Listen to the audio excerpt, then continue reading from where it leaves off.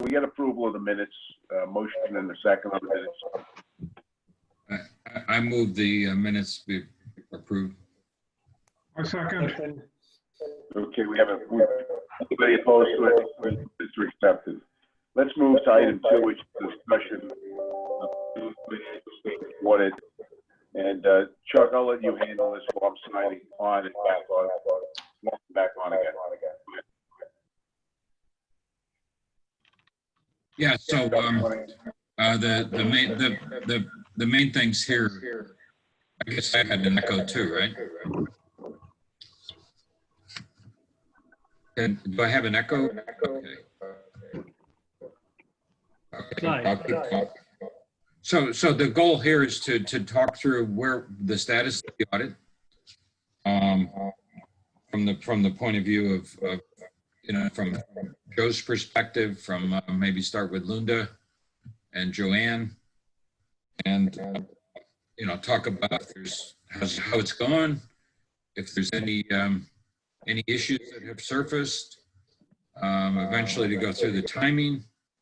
And I think as part of this, and as well as the next item on the agenda, at the appropriate time to talk about the COVID-related costs that may be in the financial statements and how that's being accounted for, as well as any reimbursements, I guess.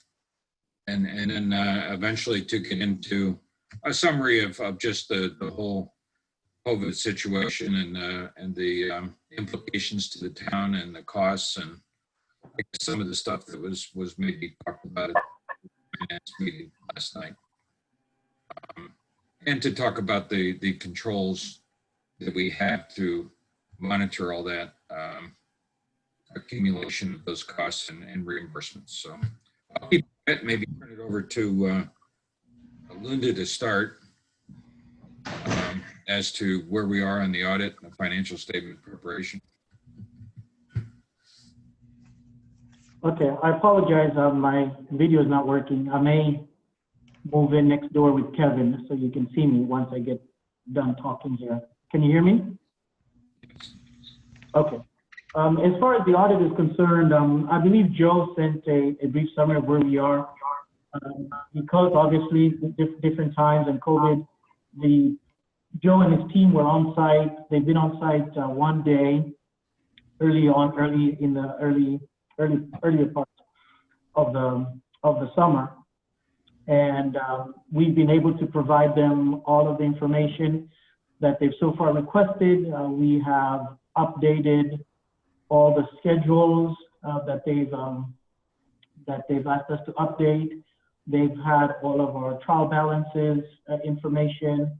We have done all the various confirms with the financial institutions, and I believe they've also started some of their initial testing for internal controls and documentation and so forth. But so far, all is going well. We are on schedule. As far as the fixed assets, because of COVID, we had intended to start monitoring the fixed assets in-house using Munis and not deal with our third-party vendor, AssetWorks, who have been doing this for the town for a number of years.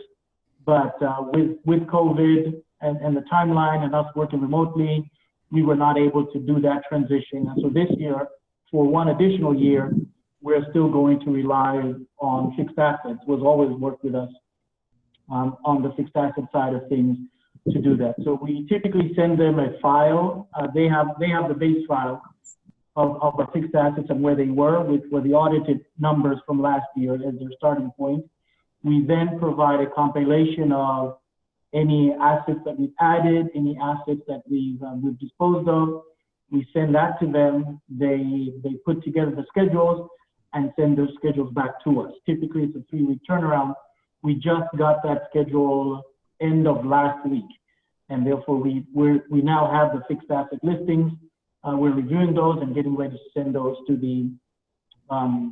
Joe and his team so they can complete that schedule of the audit. You'll recall that last year, that was the reason why, it wasn't the reason why, but there were delays in that process, largely because of staffing on their end.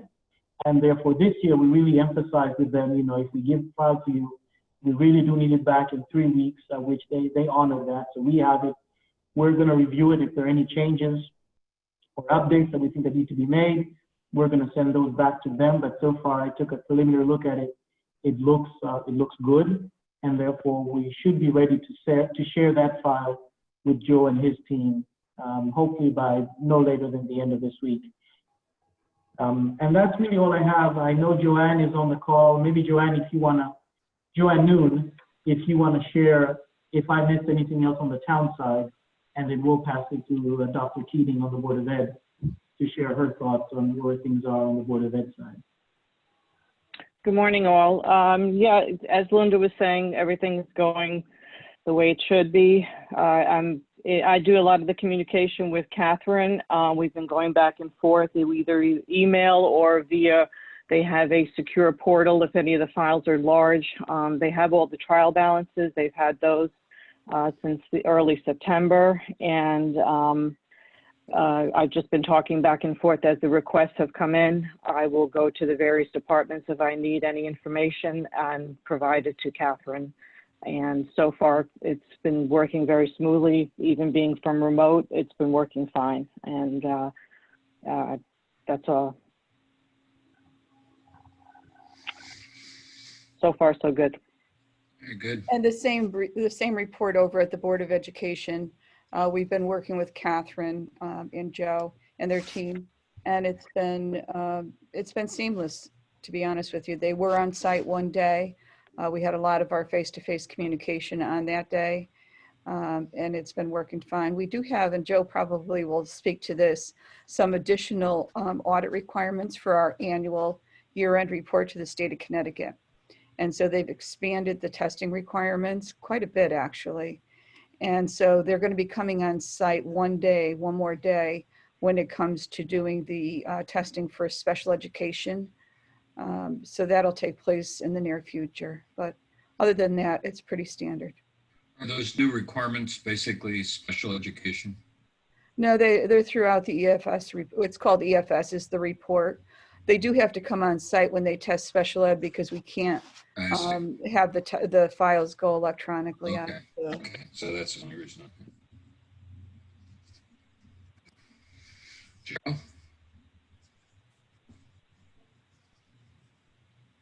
Okay. Yeah, as far as the status, they hit on the one thing that we didn't have was capital assets. So I guess we have a timeline to get that by the end of the week. We just did receive the OPEB report yesterday, so that's quite a bit of work to do the accounting and update the footnotes for that. So staff will be working on that this week also.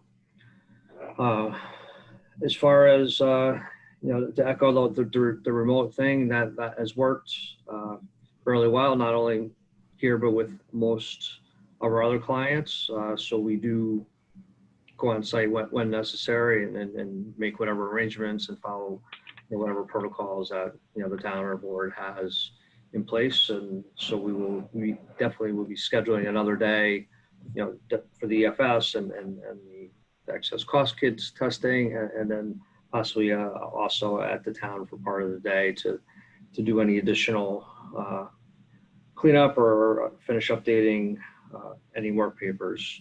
The EFS changes, the state just really didn't pick a good year to do this. Originally, they wanted us to test 10% of all expenditures at the Board of Ed, and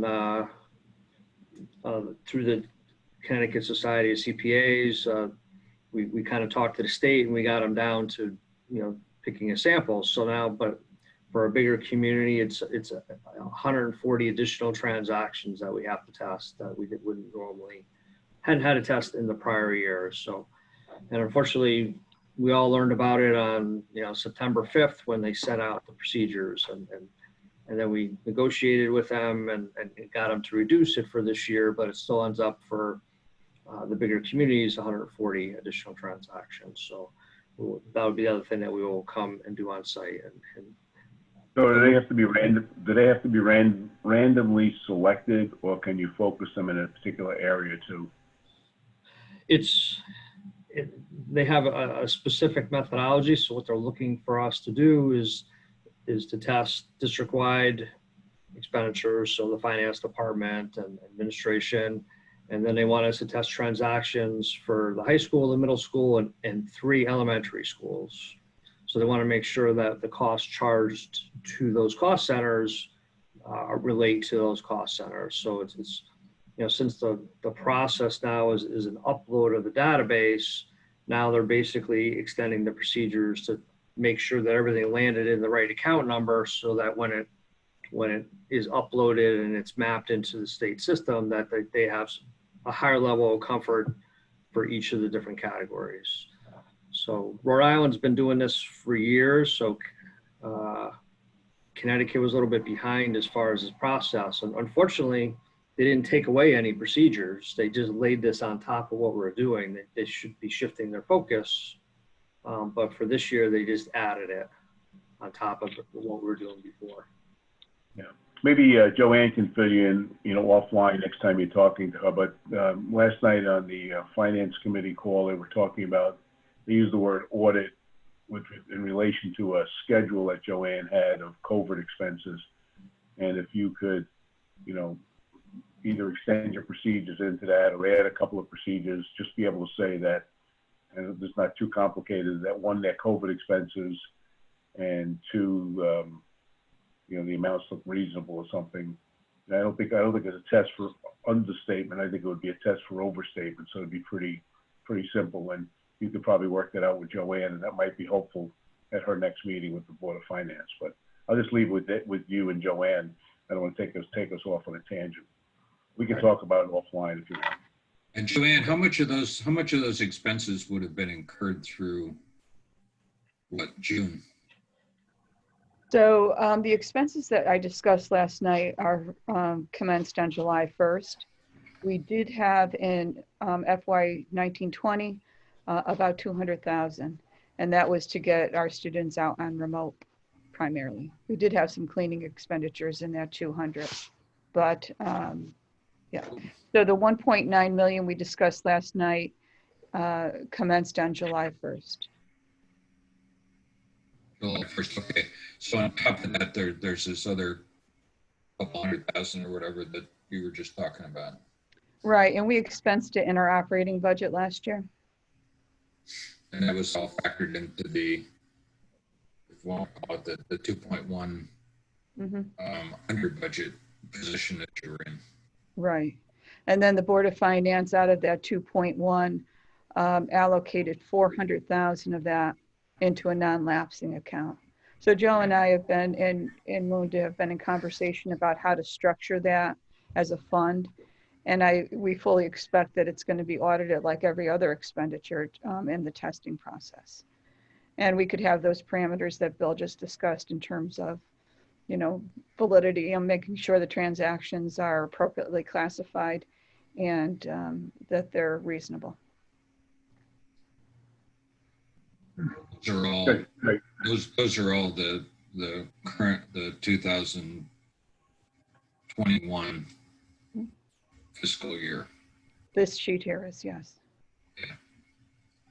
So the only thing for these financial statements is just, let's call it the normal expenses, including the 200,000 you just talked about. Correct, yeah. And we're happy to go through this list if you have the time. I know, Bill, you were on the call last night or in the meeting last night, and it took over an hour to do that. So I don't want to intrude on your meeting this morning, but Brian's on the call. We're here to give as much context to the numbers as you would like, and really just describe what we've been doing. No, I don't think, actually, I was on last night, and Chuck, I think you were on as well, and Joanne gave a detailed explanation of all the items. First of all, Board of Ed, there's a lot of pressure with all the kids, and this is not easy. Second of all of the items, sounded reasonable, and the whole discussion was whether it was additional expenditures from what was budgeted or not. But in terms of what's included, it's it was a very complete explanation. I don't think we really need to go into it here. And we'll work with Joe and Joanne just to put a little procedures around it to help the next meeting move along. But from the audit committee standpoint, I don't think we need to know any more than the fact that you're tracking it, that you're subject to audit, that it's going to the finance committee. And I'd have to say that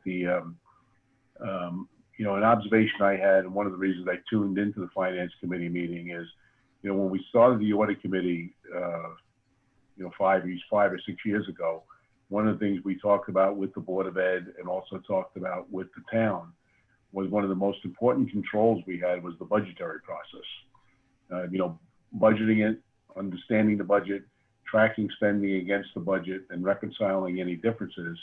And, what Joanne spent almost an hour on last night was identifying these differences which weren't in the budget, which no one could have put into the budget. And I would say the Board of Finance did an excellent job, not only at yesterday's meeting, understanding, listening, really managing the process at this meeting as they did in prior meetings, pushing back where appropriate, asking the right questions. The Board of Ed, I think, had, excellent answers for all of those questions. So, I really want to just, call out the Board of Finance for the excellent job under Todd's leadership that they've done relative to ensuring the budgetary and control processes are working. And then, of course, the town and the Board of Education in terms of providing the appropriate information. So from the audit committee standpoint, I think we're, very happy with the dialogue and the process that's taken place, very supportive of it. There's, I'm sure, some detail that we can look at in the schedule here, but I'm confident that Joanne, as she always does, will have a good explanation for all of those numbers. So kudos to the Board of Finance, kudos to the town and the Board of Education in terms of the process. And I think from our standpoint, we've heard enough here. So I'll work with Joe and Joanne in terms of anything else the Board of Finance needs, but we're fine with this, Joanne. Thanks a lot. I'm sure you have other things to do besides spend another hour. I'm happy to do it. I know I do. This schedule that Tom just showed, that was sent out to everybody, I believe, last night by Brian, I think. Right. Everybody has that. And, it details, as I believe Joanne's, as I understood from last night, it's going to be working on a little more detail, granular detail, back to the committee, the board. And I noted that the schedule seems to encompass the period July through September. Mm-hmm. How about items prior to July? So we had approximately 200,000 in last fiscal year, and that covered the period of time from March 12th when we went out to June 30th. We expended that in our operating budget for last year. yeah, so, and then this 1.9, as I understand it, like you pointed out, George, certain items are ongoing. So this 1.9 is going to get bigger as as time goes on. And I believe that Joanne's charge for like a month from now or something like that was to estimate that so that the board could basically approve an estimated total amount, to be revised as time goes on, but at least that. So it's going to be something bigger than 1.9. I don't know how much, but something bigger than that that will tend to show up. All right. So what we're going to do is do our best to estimate looking forward for those things we know about. And then I'm reforecasting out all of our accounts in the operating budget right now to see if there's any offsets to that estimate. And then that would be the request we go forward with. Well, I echo Bill's thoughts. It was very, very thorough presentation and very thorough analysis. Thank you. We appreciate that. Okay, why don't we move on? Just on, we should cover from a coverage standpoint on the town. Before we get there, Bill, just one thing, Joe and Son, on the work done so far, are there any issues that have surfaced or any concerns or any internal control, You know, any kind of issues that have surfaced so far. And then at some point, I wanted to just talk about the timing, I think, and next meeting and so on. okay. I do feel that our cleaning and our safety program has worked quite well. We do not have spread in the schools due to our, anything that involves the schools right now. We are maintaining, and we feel like we've done a lot of research. We did a lot of research before we started making decisions in terms of, products and procedures. So we feel very confident with that. And we have continuously looked at the instructional component, because as you can well imagine, going back and forth between remote learners, hybrid learners, all in and a combination, there's a lot of technology that is necessary to make that work really well. We feel like we've nailed it pretty good in terms of what we've purchased for audio, streaming, and so forth. But again, as we get into this further, there may be another challenge that comes up that we haven't foreseen. So that's why we've tried to leave that door open with the Board of Finance as well, in terms of the unknown.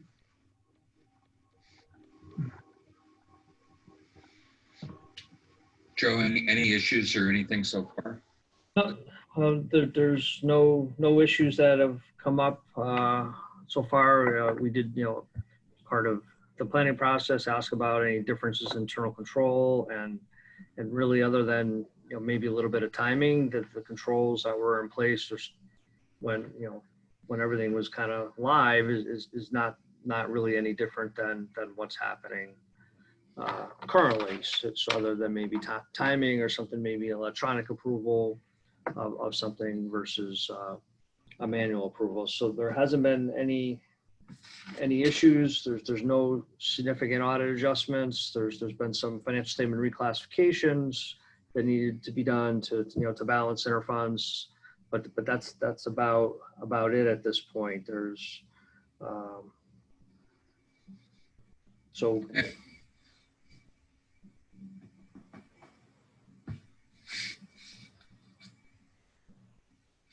As far as timing goes, for Linda, we haven't talked about the town and other COVID expenses and things like that there. Right. So on the town side, year to date, we've had up through September a little over 200,000 in COVID-related expenses. We submitted together with the Board of Ed our expenses for reimbursement from March to June. And so right now we're getting ready to submit for reimbursements for July to September. We haven't received the bulk of that reimbursement hasn't been received. So far, we've received a little over $30,000 for health department related expenses. And then we did receive just under 10,000 related to town clerk. And these are just special state type grants or incentives just to allow them to do what they were doing. So we're still working with the feds and the state for the bigger chunk. There have been some changes in what's eligible for reimbursement, what's not. The rules kind of keep on changing. So at this point, I'm not too sure how much of what we submitted we're getting back. We're still having dialogue on that. We've had various phone calls. The town finance directors, we had a call with OPM and their go-to person that's managing the grants, and just to kind of share our concerns about what the rules are and how come they keep changing. They say that they're just taking the rules that are coming from the feds, and therefore they didn't really have any good answers for us. And so at this point, we're tracking our expenses. We're following all the requirements to submit for reimbursement.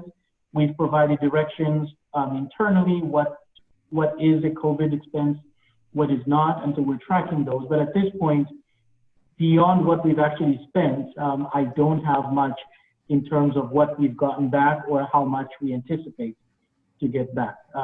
The state has received a significant Kevin knows the number, 1.3, 1.4 billion or so. But it's still unclear how they plan to distribute that. As you know, in Congress, they're also talking about an additional stimulus package that may include state and local governments, and therefore there may be some funds that are still coming down our way, but we don't know that for sure. We did have a meeting here, I think it was early September with Senator Murphy. He was visiting, and we shared those concerns with him, and he didn't have answers for us because he still was unsure what was going on, but he said to just keep monitoring, keep watching. But that's where we are in terms of reimbursements. But as far as expenses, this year we've already spent about 200,000 or so on the town side in COVID-related expenses. Do I understand? One suggestion or one observation might be that both for the town and for the Board of Ed, every other board that I'm on or committee that I'm on, when we talk about COVID, there really always is additional cost, but there's also savings in some areas. And so, you know, I realize sometimes those savings are hard to see at the top level, but in those individual departments, and I think it builds the credibility of the communication when you talk about some of those savings. And I realize that, you know, that's not necessarily the essence of the discussion around the audit committee. So I'm not trying to be critical, just trying to maybe make a suggestion going forward. And some of the departments are probably pretty small, but even if they would save a few dollars here and there, it might be something that you push on as you go forward into the year to build some of that into the discussion. I George, I think you were talking in. I understand that the president and the Republicans are adamantly opposed to any additional funding for towns and municipalities. Will this affect our recouping all of these items that we're talking about? I mean, if the money isn't coming from the feds, where's it going to come from? Bill, George, you didn't hear me. The answer was you. Bill, could I make a couple comments? George, sure. You know, I think the aggregate town and city expenses for the June quarter that were submitted to the state were only $40 million.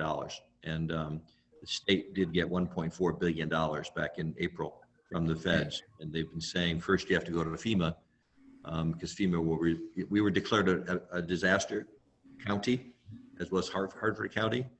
So they want us to maximize federal money before we go back to that $1.4 billion. FEMA has disallowed a lot of the claims, but that doesn't mean necessarily that the state will disallow them if they're COVID related. I think they mainly are objecting to paying additional salaries that aren't directly related to health or something that, and the other thing is, so I think we're going to, Bill Oltman came up with a number the other day, I think like 260, which was the combined Board of Ed and town for the June quarter. We will submit the balance to the state and hopefully get more than 260 for the June quarter. For the July 1 forward, Bill Oltman is doing the town, and I think Joanne is doing the Board of Ed. And by the way, as far as savings, the Board of Ed did end the year with $2 million under budget. So there were substantial savings on the Board of Ed side. Brian and Joanne could explain that more, but we had some savings on the town side, but we really are getting killed with our revenues, especially on commuter parking permits. So.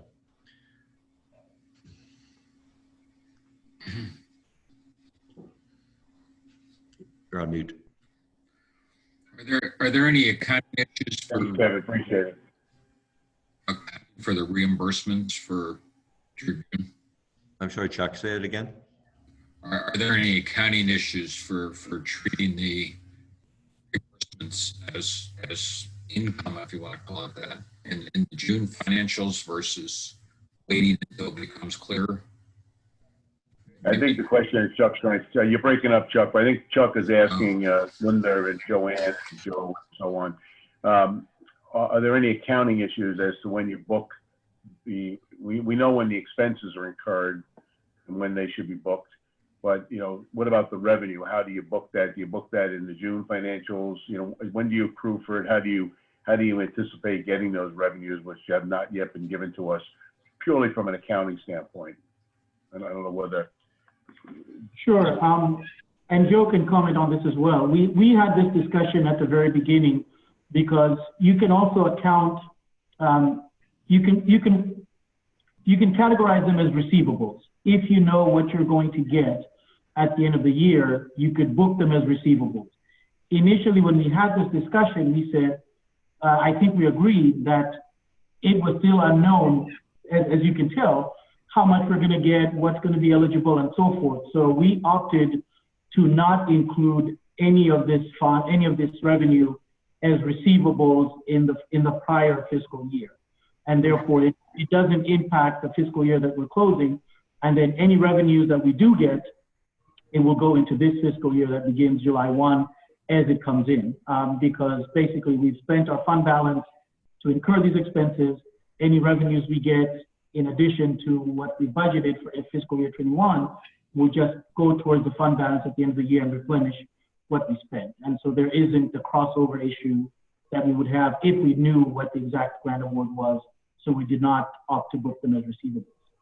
I do think there's one exception to that with the unemployment, Joe. The 50% grant we received in the summer. Well, that will get recorded because it was received, but subsequent. So even though it was a credit, but GASB came out clearly, until you have an award letter saying you're going to get X, there's no option to book the receivable. So until you have a piece of paper committing funds, GAP says you cannot book anything. So that's why nothing is recorded now.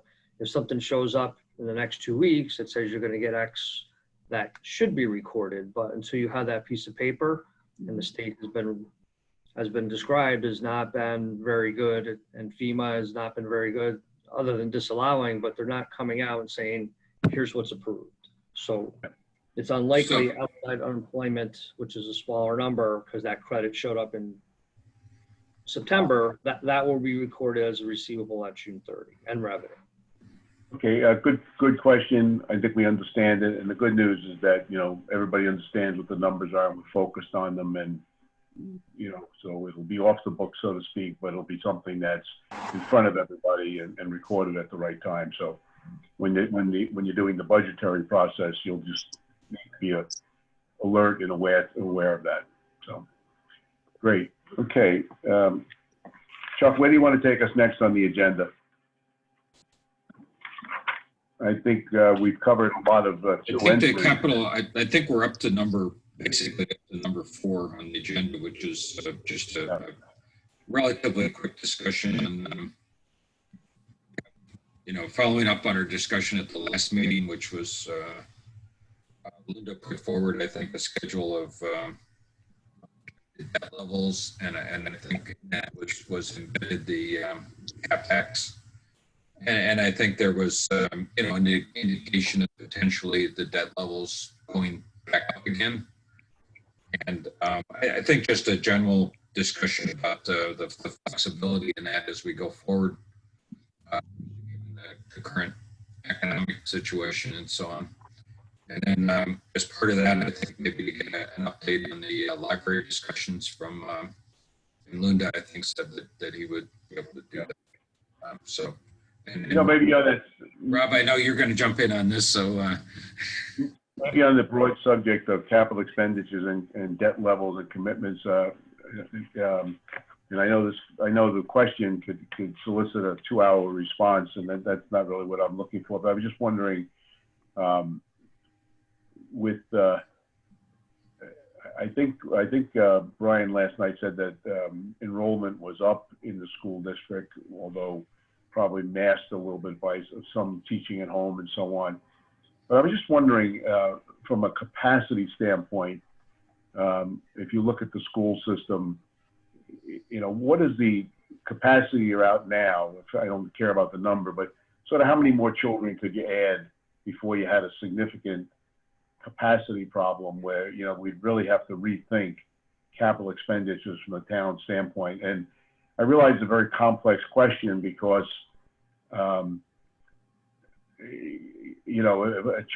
one or two children spread out over a couple of classes probably doesn't make a big difference. But if you wind up with, 200 eighth graders that probably is, by itself, that's probably a lot more significant than 200 children spread throughout the whole school system. So I'm sure it's a complex answer, but Joanne, do you sort of keep an eye on this and look at this a little bit? Because at the end of the day, if you look at the school system as a separate entity, which it is, and you look at its capacity, how do you look at that? And so what's in the back of your mind when you're looking at that? I don't think I necessarily understand the detail of that. Okay, sure.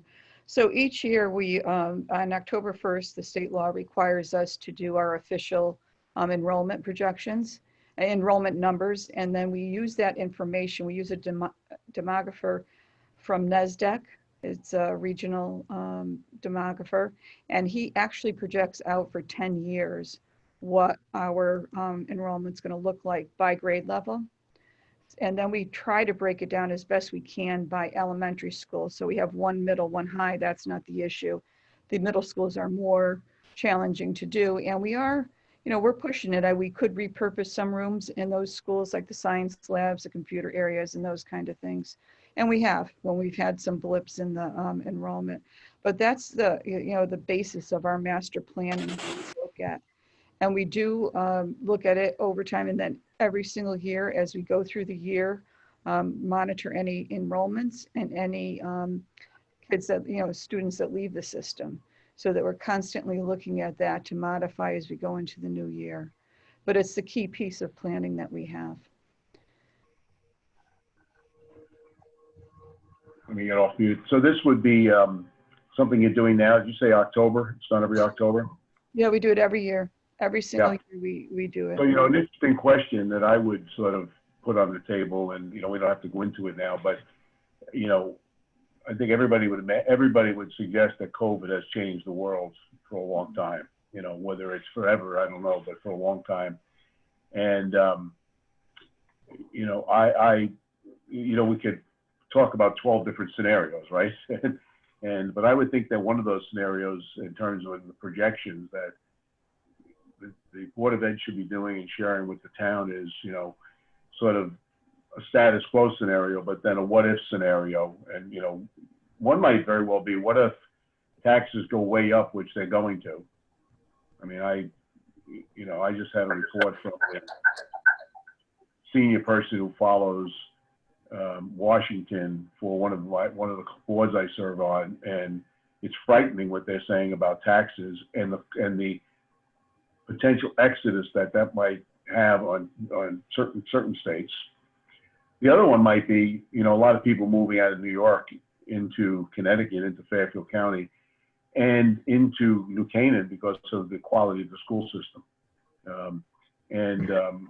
I just think that from a scenario standpoint, when you're doing budgets, maybe you're already doing that, but that would be something that I would think should be on the table. How many more children could you take into the school system before you had to, build another building, to be extreme about it? So just a thought. Mm-hmm. It's a little different than, maybe you've done over the last 10 years, where it's more about birth rates and, Mm-hmm. and That's demographics primarily, in general, and so on. We've had a significant change here that will have an impact. The only question is which way. Right. And we have seen, our numbers go up with COVID. People are moving into town with kids. There's no question about that. Our enrollment is higher than it was last year for projections for this year.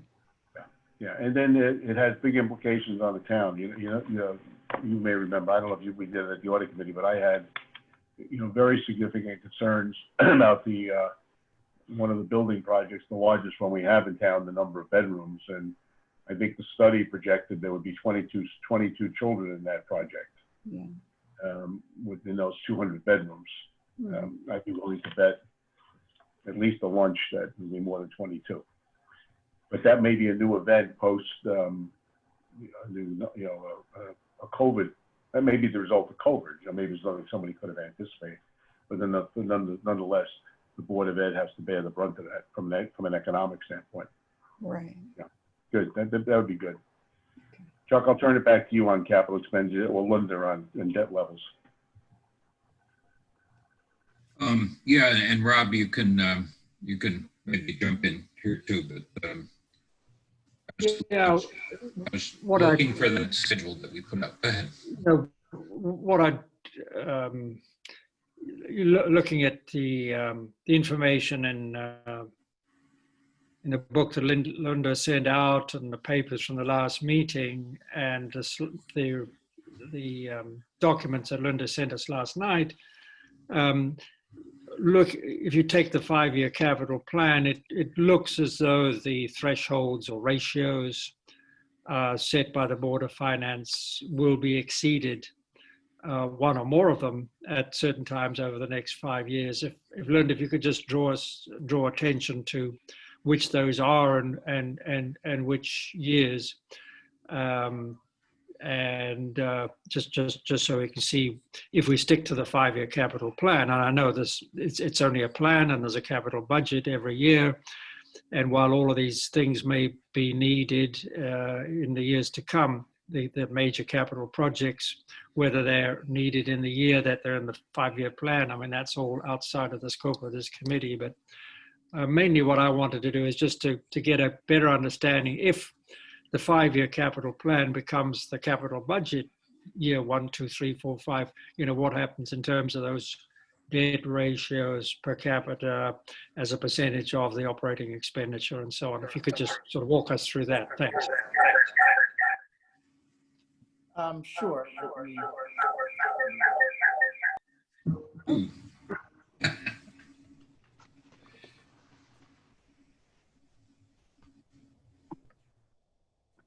Can you hear me? Yeah. Okay, sorry, I had to lose the video. I was trying to be visible, but it's causing additional problems.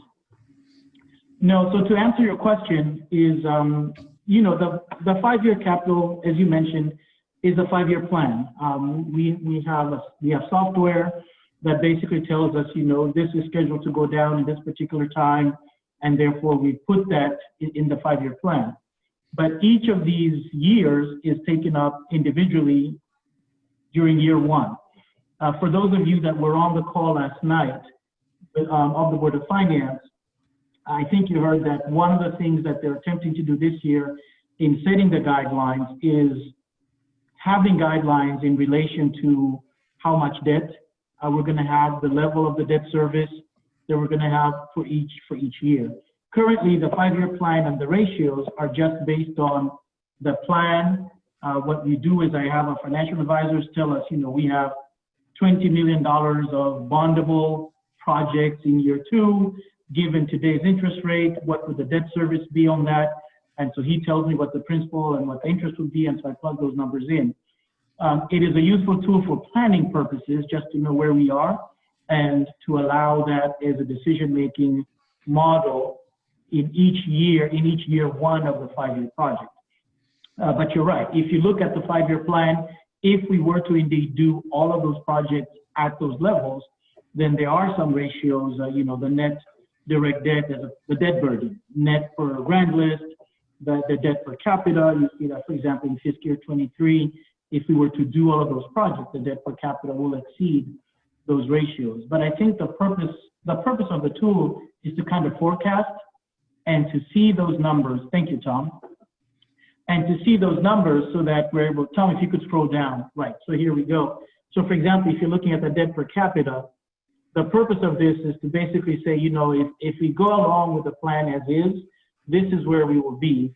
And it gives them a methodology or a tool to do course correction down the line. But you're right, Rod, that there are a couple of indicators that are exceeded in the future year, which does have an impact on balancing the budget in the current year as you're budgeting. But I think the ratios are a very good tool for decision making. We're talking about it now as we're looking at the 5-year plan. Had we not had these ratios and had we not had this forecast tool, this would not be the type of conversation we'd be having in relation to the 5-year capital. Yeah, thanks, Linda. We had these numbers at June, but Chuck, Bill, I think it was useful to have Linda explain to us what these graphs that we're seeing in front of us, what they mean and what they don't mean. So that was helpful. Thanks. Yeah, and next, Linda, maybe you could give a quick update on the status for the library.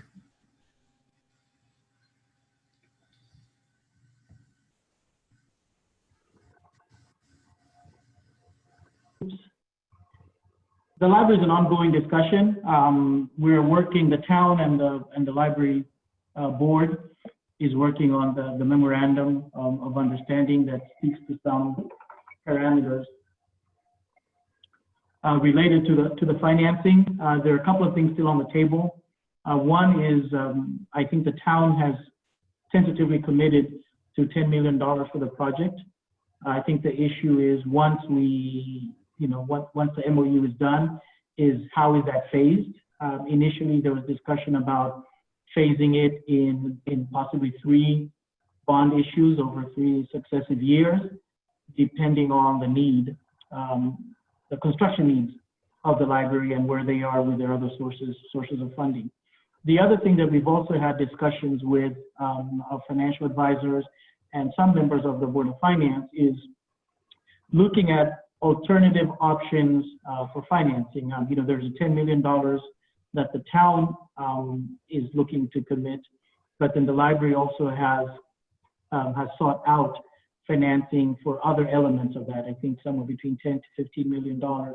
And one of the discussion that we're having with them is, are there alternatives to going out and getting $10 to $15 million through a financial institution, as opposed to exploring options of going through the town, taking advantage of the lower interest rate, and then somehow, as you know, the town supports about 75% of the library's operating expenditures, and possibly having an understanding, if we provide you savings in financing in the private sector, not using town bonds, could there be ways that we could make up for that additional expense that the library would otherwise incur by renegotiating the town support on that, because we're going to be offsetting some of their operating expenses.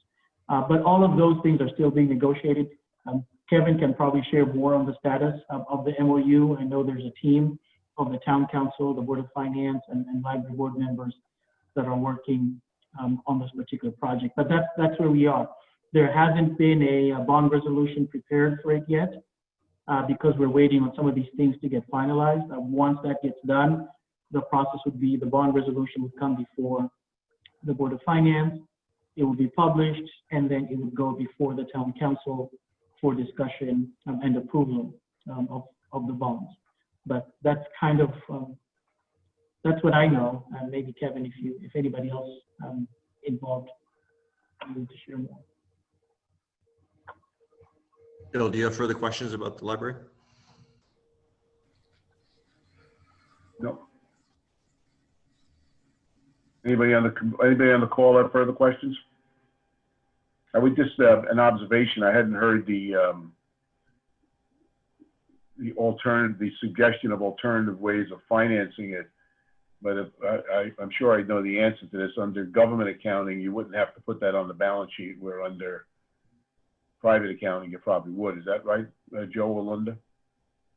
You wouldn't have to put that. I mean, fundamentally, if you raise $10 million or $25 million or $40 million, and you have an obligation to pay it back in government accounting, you have to put that on a balance sheet because it's an obligation. Are you suggesting that would not be on the balance sheet of the town? I mean, I realize it depends on, I realize it would depend on what the document itself looks like, but directionally. Well, the $10 million will be a grant.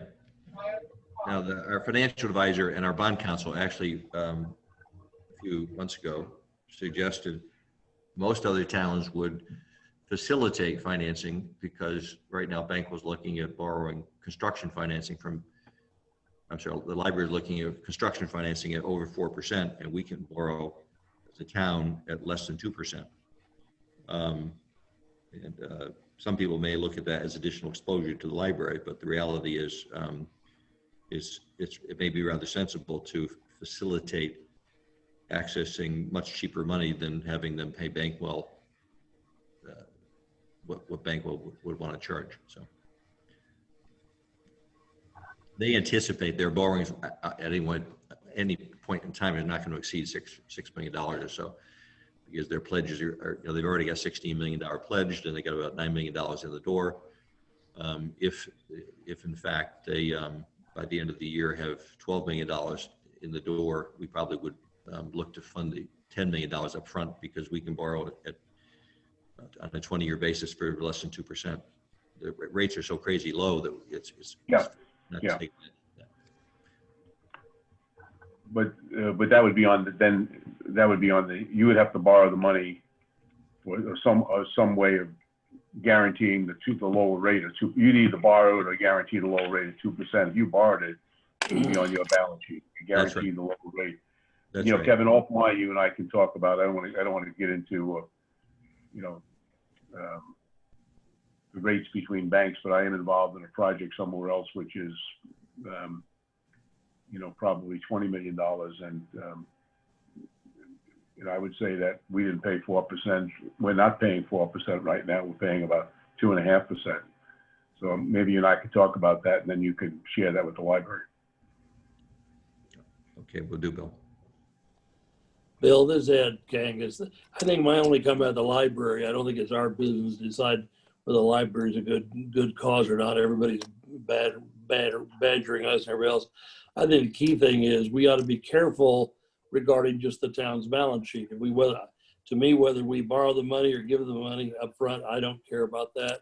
I think we need to be careful that we're not guaranteeing the library's debt beyond that, and make sure that we've got, if we can, some kind of limits on what is our commitment to the ongoing cost of the library.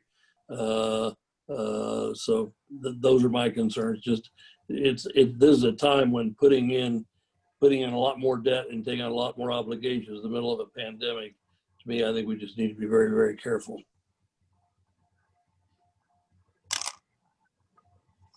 Thanks, Ed. Okay. Other So, discussions on capital when are expenditures?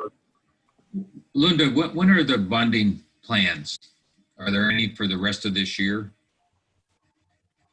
We've been working with our financial advisor and bond counsel.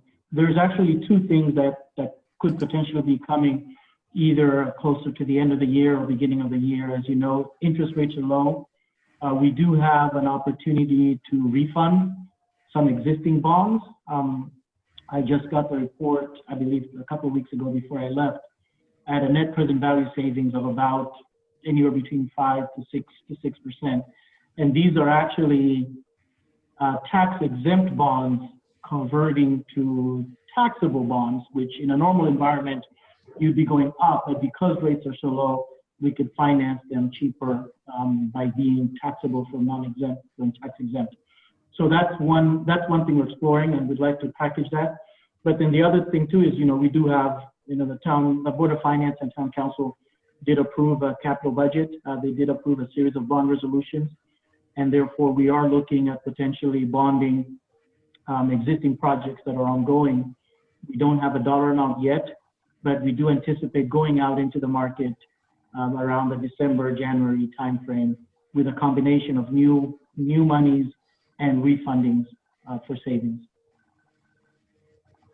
All right, thanks.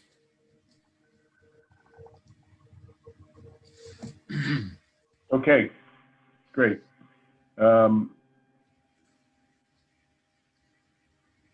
Chuck, number 5, I guess we can turn that back to just a couple of words on the monthly process, review of the most current financial forecasts and so on. We covered a lot of that probably under the COVID discussion, but maybe just a word from both Linda and then separately from Joanne, and then we can move to the final item and adjourn. So, Joanne, you want to go first? How about we let Joanne go first? Go ahead, Joanne.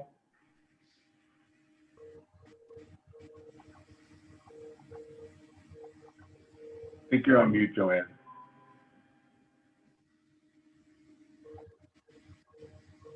Okay, sorry about that. So with regards to last year's final report from the Board of Education, we issued it in the beginning of September, unaudited. I'm not aware of any audit adjustments so far, Joe. we would have been informed. So it looks like at this point, we're going to be turning back to the town the $2.1 million, 400 of which is being set aside in that non-lapsing account. So I don't need to kind of go through all the detail in that, but the reason for the balance at year end, just to restate, is because of COVID, where we weren't in the buildings, we weren't operating our buildings in a normal mode. So we weren't consuming supplies, energy, and operations.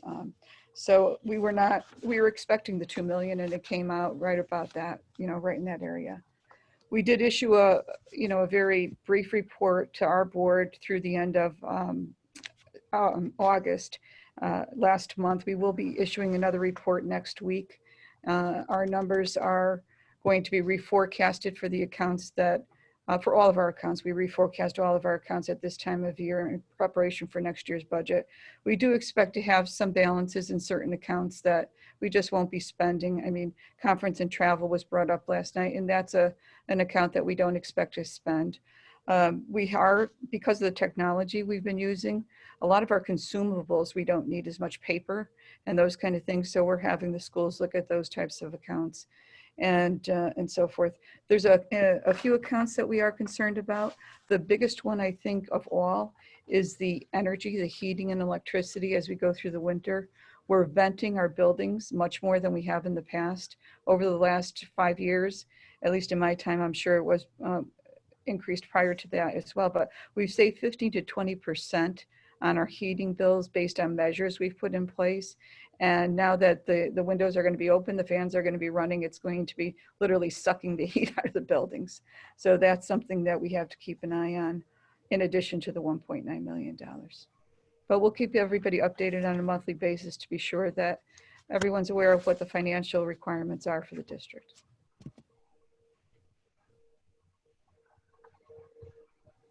Joanne, I hadn't thought about the energy thing that you mentioned just now and then last night.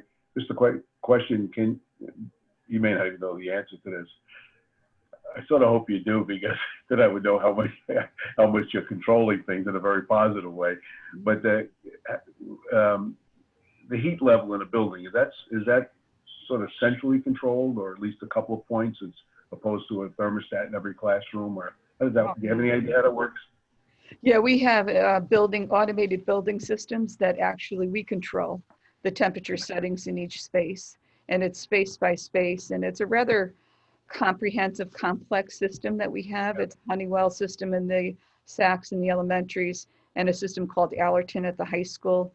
And the high school is fully controlled in terms of HVAC, so that building will operate as it always has, because we've always been able to control the AC and the heating centrally. When it gets down to the other schools, there's univents in the classroom. I explained that a little bit last night.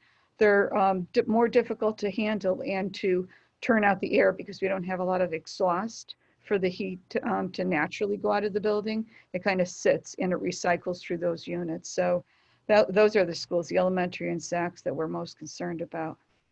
Yeah, great, thank you very much. And you did know the detail. Thank you. Linda.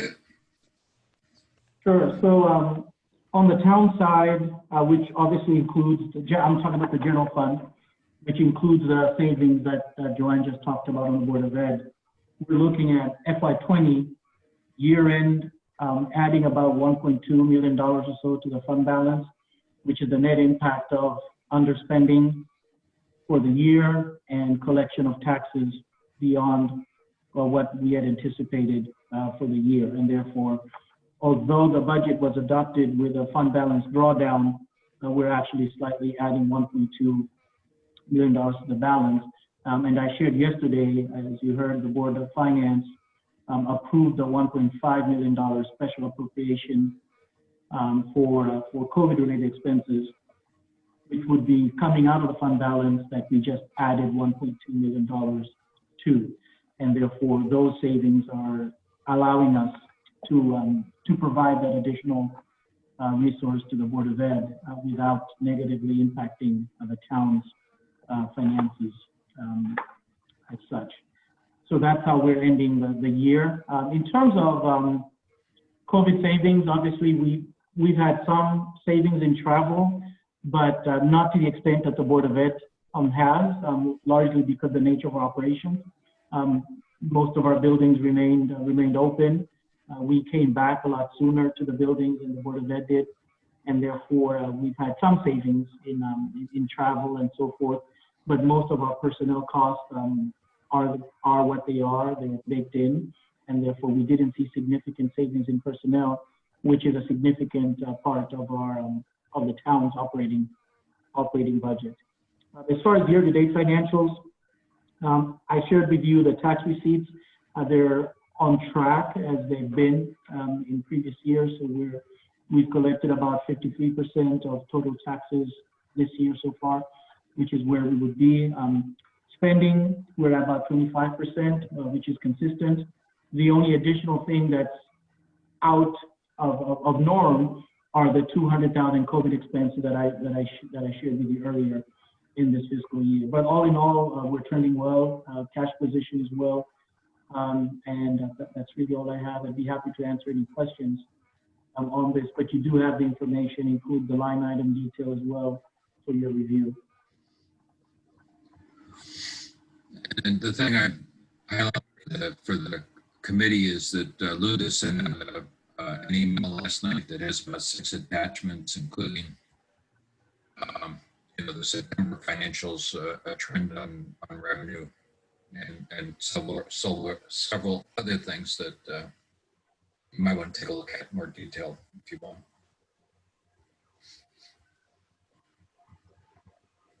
At least for me, you were breaking up there a little bit, Chuck, but so I think maybe the last item is, Linda, just in terms of the budget process. I think we discussed that earlier, what the finance committee is doing and so on, but is there anything else you want to highlight in that particular area going forward, the 2021 budget process, or any major changes? No, I think this year the Board of Finance will once again provide some guidance. You were on the call last night. One of the things that the Board of Finance is talking about doing this year is, rather than just looking at 1 year ahead, is possibly looking at a 2-3 year look in where we would be, and maybe start setting some scenarios similar to what we've done with some of like the debt ratios, just looking ahead, just to kind of see and start projecting where we could possibly be, so that the decisions that they make are not just based on 1 year decision, but also taking into account year 2 and year 3. It's a bit of a challenge projecting that far from a budgetary standpoint, and so we'll see how that goes. But that is something that I think is a change in how the Board of Finance is going to issue their guidance this year. But other than that, I think that was a positive discussion last night. I think that's a good thing for them to do, is to be, have a longer term horizon. And I think that sort of backs into the discussion that I asked Joanne to look in earlier, at the schools, when would we be at a practical capacity, and, what, ballpark, is that just a mobile classroom we got to put in place, or is that a whole new building? And, I think in the town, you would sort of have, I can't think of a parallel situation in the town, if the population increased by 10%, I'm sure everything would get a little more expensive, but, is there anything that we would need to do dramatically different? But, there's those types of things we should be looking at when you have a 3-year or 5-year budget, at least a 3 or 5 year thought of projection. So I think that. Oops.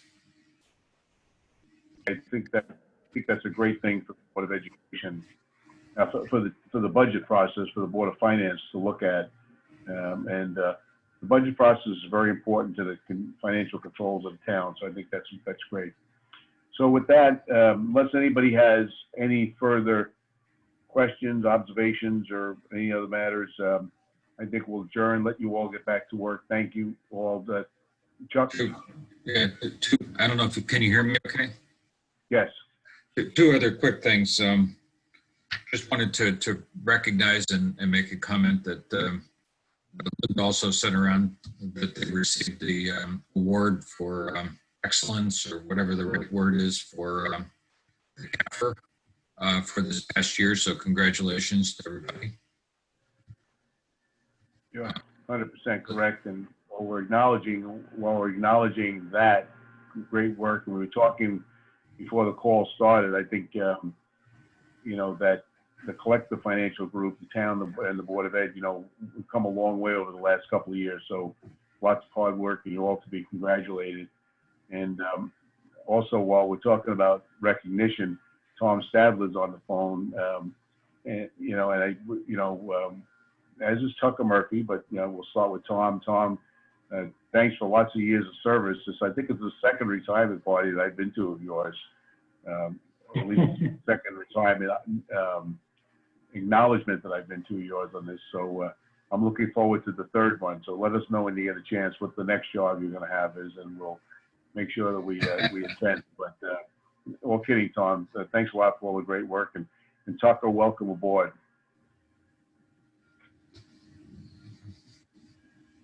Chuck, anything else? I don't think so. The only thing I mention also is that I believe that the town received a similar kind of an award from the with respect to the budgeting. Is that right, Linda? Maybe the first time this year that's been received.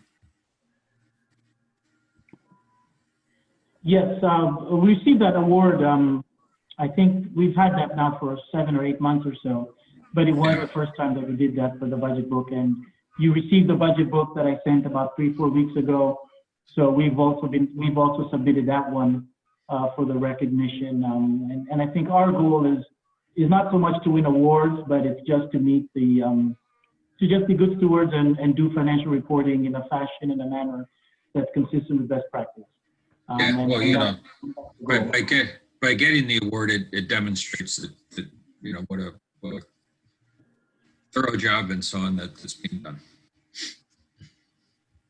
Great, all. Thanks it, everybody for being with us. I heard a motion to adjourn. Kevin, did you have something you wanted to say, or were you thanking us? You're on mute. Just thanking you. Have a great day, everyone. Good, all. Thanks a lot, everybody. Bye now.